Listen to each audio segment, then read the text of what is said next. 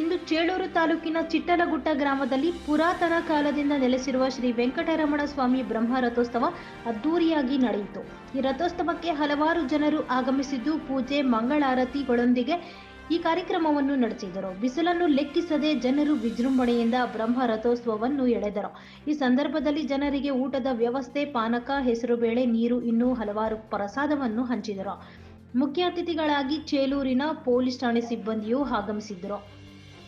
Bureau report, Bhaskara, Chelur.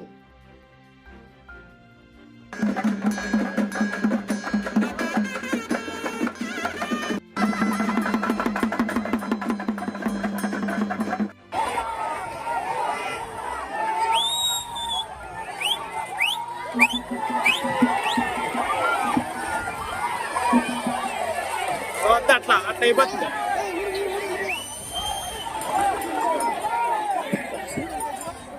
అట్లా అయిపోతుంది.